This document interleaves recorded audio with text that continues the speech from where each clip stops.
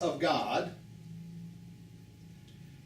most people don't think that that means that we are actually created in the image and likeness of good. But that's what the word, that's where it comes from. We are created in the image and likeness of good. That means that at our core, we are good. It doesn't mean that we're always acting good. Because the reason we don't act good, I mean, it's really simple. The reason we don't act good is because we're afraid. And so we do expedient things. We do mean things. We do nasty things. Because we believe that our behavior is going to lead us to the result that we want. But here's the deal. The result that we want is already present for us. We are part of good. We are part of God. We are one with love. But we deny it. And in our denying, we cause all the problems. That's it. It's simple. It's really simple. And we can get it intellectually. There's really no problem understanding that, to get it in the mind, although we have our doubts. We have our arguments going on intellectually. But just knowing it intellectually, even accepting the idea that it could be true, you hope it's true, isn't enough to actually make it come true in our experience. And so we need some principles to be able to do it. So the first principle is we surrender. We stop fighting. Just say, surrender means I don't have to fight anymore. So I relax and I say to myself every morning, I surrender to the power of God within me and all around me. We generate some hope by coming to believe that we can be restored to sanity. Insanity means fragmentation. We are pieces of God because we have fragmented ourselves. We think we're separate. So I have to come to believe that I can actually be restored to oneness. It doesn't mean I'm instantly restored to oneness. It just means that I believe that I could be. That hope grows to faith. The faith that says, I know it. I know. I know I can be. I know that somewhere along the line I will be. And then I align my will with that goodness that created me. Any problem that I'm having in my life, I might take a little inventory. I might take a little journal and say, what's my part in this? What part do I play in this problem? Then I might, if I have enough courage, I may share that with my confidant, with my sponsor. And then it becomes apparent to me that the exact nature of my wrongs is fear. Self-centered fear that generates conditional love, envy, covetousness, greed, sloth, anger, vanity. And I say, you know what? It doesn't have to be this way. It doesn't have to be this way. It could be different. And so I get a vision in my mind of what my life would be like if I didn't operate out of those 7 character defects, or as our Catholic brothers say, deadly sins. What would my life be like? What's that look like? I get a picture in my mind, I get a vision. And this willingness wells up in me, even more than a willingness, this sense that, man, life could be really good if I didn't operate out of that fear. And so we ask that goodness that created us to relieve us of these shortcomings. We take responsibility for life. We say, I'm not going to be a victim anymore. I'm going to stop seeing myself as a victim. I'm going to stop playing the role of the victim. I'm going to stop blaming people, places, things, institutions. I'm going to say, you know what? I'm responsible for my life, and I'm going to start making decisions. Yes, things happen. Things happen. But I get to decide what happens next. I get to decide what I'm going to do.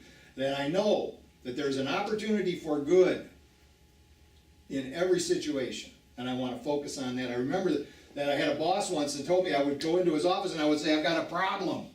And he'd say, you've got an opportunity. Man, I get sick of hearing that. But this is what we have to look for. We have to look. We don't deny the problem. The problem is there. What we look for is the opportunity to solve it. And this is what this idea of being of service is all about. Because it is in that opportunity to solve the problem that we're able to be of service.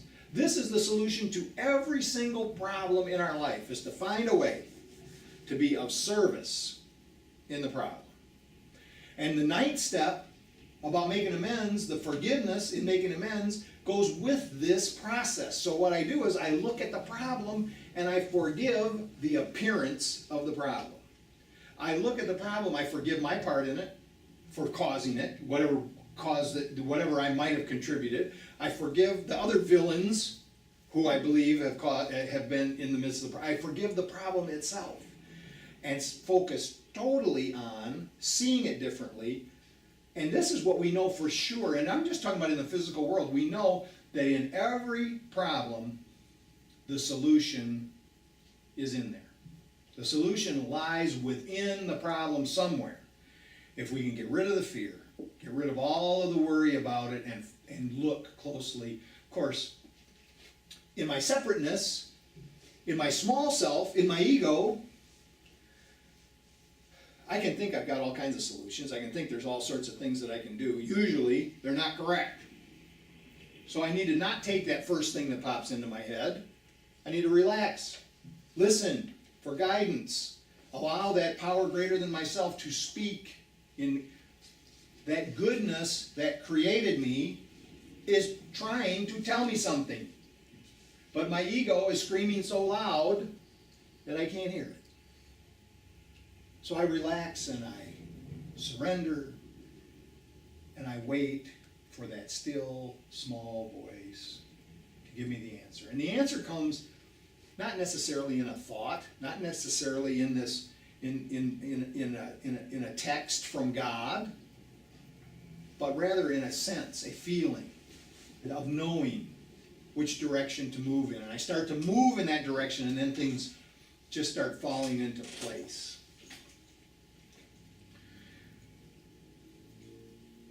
Purpose. My purpose is to be helpful. When the first time I heard that, I thought that meant that my purpose was to sacrifice my own well-being for the well-being of others. That is not what it means. To be of service means that I do know what the common welfare is, that I go with the common welfare, which means that because I am in common with everyone else, it means that it's my welfare too. I have to come to the understanding that what's best for everybody is what's really best for me. I have to be able to get quiet and listen for that voice. Sometimes I get confused. I can't tell sometimes whether the ego's talking or whether God's talking or whoever is talking. And so I need a confidant. I need somebody to share with. I need to come together with another person or a couple of people and try to get and surrender my personal agenda into the thing. I need to stop trying to change people. I need to stop being concerned that other people need to act better. I need to let them be. I need to let them be who they are without me having to try to change them. Everything that I judge badly about another person is just behavior. Just the things I see them doing that I judge as being bad. But if I can remember that I am created in the image and likeness of God, and so is everyone else, my forgiveness is pretty easy. All I have to do is go back to that. I have to go back to seeing them created in the image and likeness of God, and realize that their behavior is just that same fearful stuff that I do in one form or another that I feel guilty about. Again, this is intellectual, right? But it's an idea to start with. It's a place to start from, to realize, let me see the good in them. Let me see through this apparent bad behavior to that which is divine in them. Namaste. And then let people be, let people do what they want to do. To realize that, this is what we talked about last week, I'm autonomous. I get to do whatever I want to do. I can do whatever I want to do, except the principle is like this. I can do whatever I want to do as long as it doesn't hurt you. I can even do whatever I want to do even if it does hurt you, but then those are the consequences that I don't want to pay anymore. The consequences that occur because of that are these are the things that make the relationships unharmonious, disharmonious, right? So that's what I don't want. So if my actions are going to impact you, that's what I'm going to refrain from. But if I get to do whatever I want to do, that means you get to do whatever you want to do. And I don't have anything to say about it, unless it negatively impacts me. And a little bit of inconvenience is not a negative impact, all right? People not going along with my program, that is really not a negative impact. So just because it would be nice if you would do what I say do, doesn't mean I have the right to ask you. Not only ask you, try to hold you to it. And if you don't, of course, there comes a punishment later down the line. So I'm going to let you be, I'm going to let you do, I'm going to be, and I'm going to do whatever it is that I want to do. And that's where the purpose comes in. Now, I'm a free agent. I'm out in the world, I'm moving around, and I can do whatever I want to do. And that's when the question comes in, why am I here? I can do whatever I want to do. I am totally autonomous. I can do whatever I want to do. What do I do? Well, we do whatever it is that we did before we realized that we could do whatever we do. We get up in the morning and we go to work. We interact with our families. We interact with our community. We do all of the things. Whatever hobbies we have, we continue to do those hobbies. Whatever sports we play, we continue to play those sports. Every bit of our activity, we just do. Don't even think about changing any of it unless it's had a direct negative impact on ourselves and others. Otherwise, we just keep doing everything that we did before with only one change. And that change is, I want to be helpful. So yes, I'm going to get up in the morning, I'm going to go to work, but I want to be helpful. I'm going to go play racquetball. I want to win, but I also want to be helpful. I want to look, and being helpful just means interacting with others in a loving way. So actually greeting people in the morning, smiling, looking at them, acknowledging them as a human being. This is it. Extending love to them. Not about saying, don't have to tell them. As a matter of fact, don't tell them. Show them. That all the telling that we should do, our words of love should be words of help. Not some speech that we're going to give somebody so they're impressed with us, or they go home and tell people how spiritual we are. Don't talk about it.